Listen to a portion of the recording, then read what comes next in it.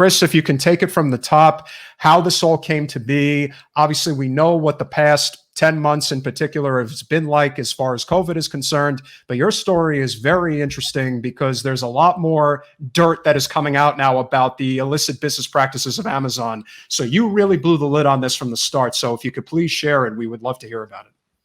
Absolutely. Yeah. So as you mentioned, beginning of the virus in the States, February last year, it was in Seattle. Seattle was the epicenter. And while that was taking place here in New York and Staten Island, I was watching the news every day in tune. I couldn't get away from it. And I'm watching this virus kill senior citizens in Seattle as it was the epicenter at the time. And I'm alarmed as a worker at Amazon. I'm supervisor.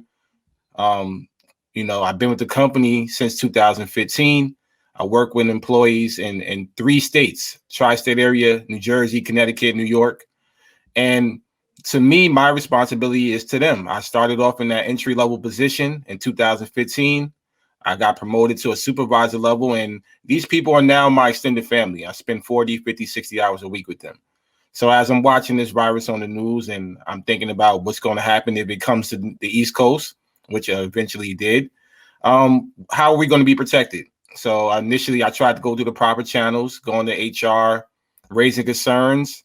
They pretty much, was like, nothing to worry about. We're taking precautions. We're following the CDC guidelines. But to me, I wasn't seeing that. I was seeing employees every single day start to get sick, one by one in a domino effect. Flu-like symptoms, dizziness, fatigue, some cases vomiting at stations, things that I didn't see on a normal basis. So I tried to fight behind the scenes, sending emails to the media, Governor Cuomo's office, Mayor de Blasio's office. No response, obviously. New York was starting to become the epicenter now. People are dying every 15 minutes. A lot's going on, and I knew I wasn't going to get any outside support at that time.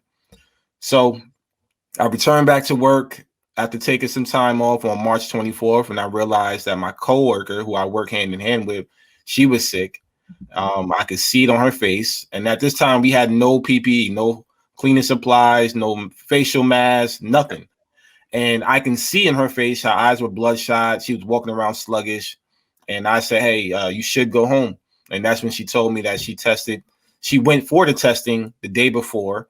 And at that time, if you did get the test, that means you had to be showing severe symptoms. If you were healthy or asymptomatic, you weren't getting the test up here. So that was the first thing that was a red flag for me, the fact that she was able to come back to work without getting her results back. But the company allowed that. That's what the policy allowed. So it wasn't her fault, but, it's just that we don't know what we're dealing with. And I was scared. So she went home. 2 hours later, that day, we had a meeting, something we do every single day. And in that meeting, my managers, my boss at the time and higher ups, they said to not tell the employees that somebody tested positive 2 weeks prior. So that was the last day for me working at Amazon. When they told me that, and I said, my response was, well, are we closing the building down? And they said, no, business as usual. We don't want to cause a panic. I knew that my message and my stance didn't align with theirs. So I went home, tried to do the same thing with the emails, media contact, nothing. I had to return back to work, but instead of me working, I actually called my boss and I told her I'm not going to be working. I'm going to be off the clock this week. So I went back, sat in the cafeteria for 10 hours a day, organizing workers, interrupting the general manager's meeting. And on the last day of the week, they decided to quarantine me out of 5,000 people, nobody else. Not even the colleagues that was in my department, not even the colleague I ride to work with, just me. So I realized that, this is something to silence, obviously, what we were doing, raising concerns. And I took further action. And on March 30th, we held the protest outside of that facility. 2 hours later, I was fired over the phone by the company. A week later, Jeff Bezos, the richest man in the world, along with his top VPs and general counsel, David Sapolsky, probably Jay Carney was in the room as well. They decided to run a smear campaign, or at least attempt to run a smear campaign on me, calling me not smart or articulate, and make me the face of the whole unionizing efforts against Amazon. Apparently somebody in that room didn't agree and they leaked that memo. So ever since, like you mentioned, for the last 10 months, along with my organization, TCLEW, the Congress of Essential Workers, we've been traveling the country, going to Jeff Bezos' residences all across the nation, and still raising stories and health concerns. That's what we're trying to do. Continue to advocate for the workers that are still in there, speaking up for the ones with underlying health conditions, the ones that can't do what we're doing, which is travel and speak up and have these stories told. And we're trying to fight to unionize. We need some protections as essential workers. And till this day, that's what our fight is at. Well, it seems to me that, as it relates to the state of Florida, one of the biggest problems we've had in terms of, especially when it comes to congressional races against, what you would call entrenched incumbents, is labor. And we are in a right to work state. So I think a lot of people in labor are fearful of challenging power.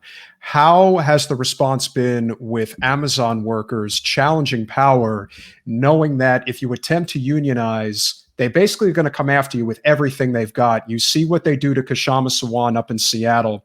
Now they couldn't beat her in an election. Now they're trying to recall her. And we all know that this is under the thumb of Bezos. This is what he does. I know a lot of people like to think of Trump as the scariest man alive, but no, to me, it's Jeff Bezos. The man wants to run the world. Dr. Evil. See it every day. He's Dr. Evil. How do we stop this? Well, that's what we have to do. We have to get the public behind us.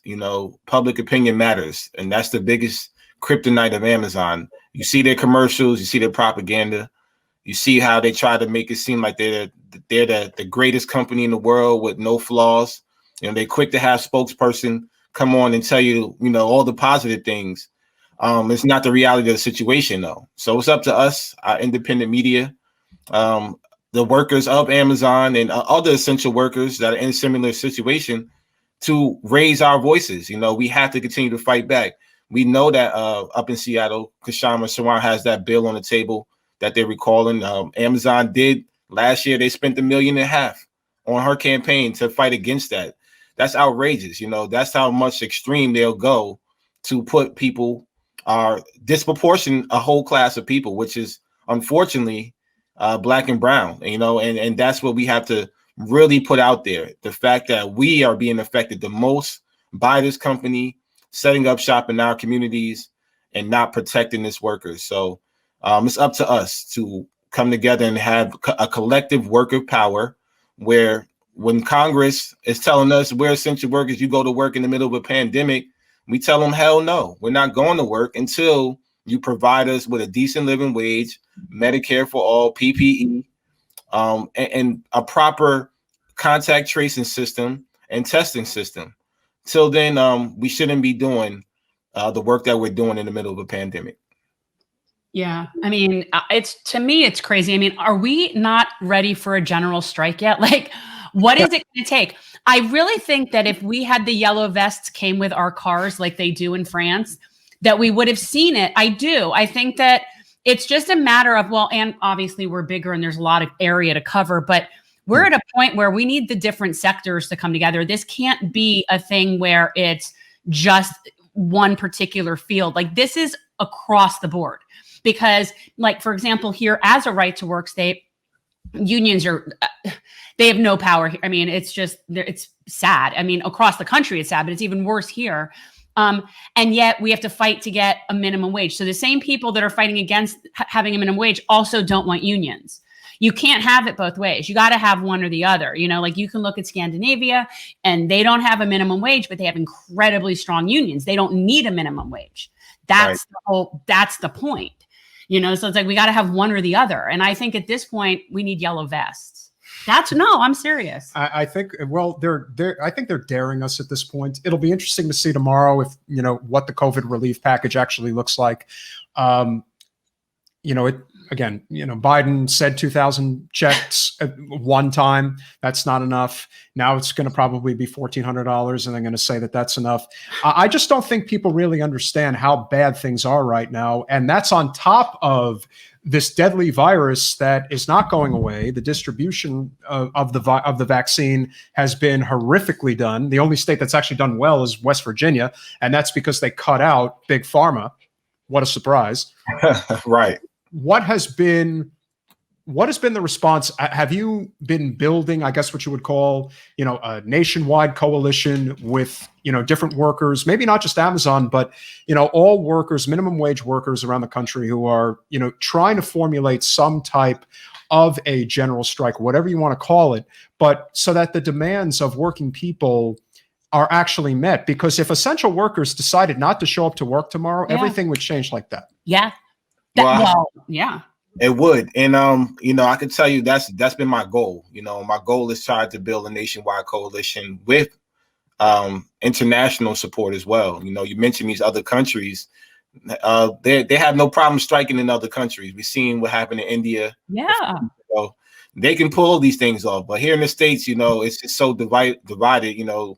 It's hard to bring these movements together. But that's what we have to do at this time. We have to we have to incorporate the environmental struggle, the labor movement, and the social injustice movement. All these movements come together. These are the massive movements in this country. They all come together, and all of our agendas align for one time, for one day. There's a general strike. That's what the uprising of what you've seen, what happened with George Floyd and Breonna Taylor. Imagine that came to a labor side, and the labor movement was to have an uprising with that many people in the streets. Yeah. These billionaires would tremble, and all it would take is one day. I think people have in the mentality that we have to build up these, mutual aid. But what does that look like? None of us has ever done this before.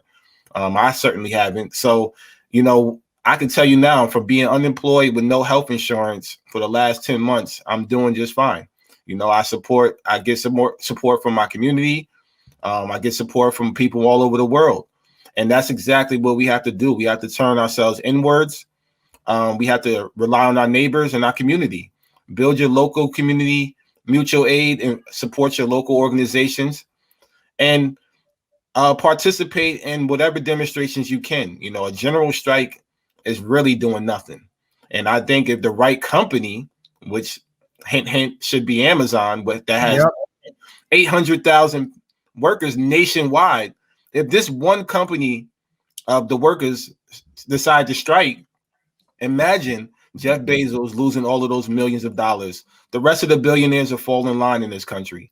So that's what I'm trying to do. I'm trying to continue to build the workers' power, tell workers' story, and change the public opinion so we get that leverage that we need to pull off a general strike. Thanks for watching. If you want to support our mission to transform politics into service, please like this video, subscribe, follow us on social media, and consider joining our Patreon, where you'll get early access to our interviews as well as other exclusive content. Links are in the description. Peace out.